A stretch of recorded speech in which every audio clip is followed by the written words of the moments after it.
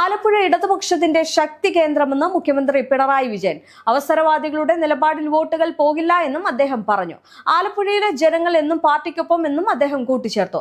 സംസ്ഥാനത്തെ പാടശേഖരങ്ങൾ സംരക്ഷിക്കുന്നതിനായിട്ട് സർക്കാർ നടപ്പിലാക്കിയ വിവിധ പദ്ധതികളിലൂടെ 11,000 ഹെക്ടർ കൃഷിഭൂമി സംരക്ഷിക്കാൻ കഴിഞ്ഞുവെന്നും മുഖ്യമന്ത്രി അറിയിച്ചു. കുട്ടനാടിന്റെ സംരക്ഷണത്തിനായിട്ട് പ്രത്യേക പാക്കേജ് ആവിഷ്കരിച്ചതിനൊപ്പം തന്നെ മേഖലയിലെ ദീർഘകാലമായിട്ടുള്ള കുടിവെള്ള പ്രശ്നത്തിന് പരിഹാരമായി 635 കോടി രൂപയുടെ പദ്ധതി യാഥാർത്ഥ്യമാക്കിയതായിട്ടും അദ്ദേഹം പറഞ്ഞു. ആലപ്പുഴയിലെ വെള്ളപ്പൊക്ക ഭീഷണി നേരിടുന്നതിനും ജില്ലയുടെ സമഗ്ര പുരോഗതിക്കുമായിട്ട് ശാസ്ത്രീയവും സമഗ്രവുമായിട്ടുള്ള നടപടികളാണ് സർക്കാർ സ്വീകരിച്ചു വരുന്നത്. ഗതാഗത മേഖലയിൽ കഴിഞ്ഞ 10 വർഷത്തിനിടെ ഉണ്ടായ കുതിച്ചുചാട്ടത്തെക്കുറിച്ചും മുഖ്യമന്ത്രി വിശദീകരിച്ചു. തടസ്സപ്പെട്ടു കിടന്ന ദേശീയപാത വികസനം സർക്കാരിന്റെ സജീവമായിട്ടുള്ള ഇടപെടലിലൂടെ പുനരാരംഭിക്കാൻ കഴിഞ്ഞുവെന്നും അത് വലിയ നേട്ടമാണെന്നും മുഖ്യമന്ത്രി പറഞ്ഞു. പെരുമ്പളം പാലം ഉൾപ്പെടെയുള്ള പദ്ധതികൾ പൊതുഗതാഗത രംഗത്ത് വലിയ മാറ്റങ്ങൾ കൊണ്ടുവന്നതായിട്ടും ഇത് ജനങ്ങൾ വലിയ തോതിൽ സ്വീകരിച്ചതായും അദ്ദേഹം ചൂണ്ടിക്കാട്ടി.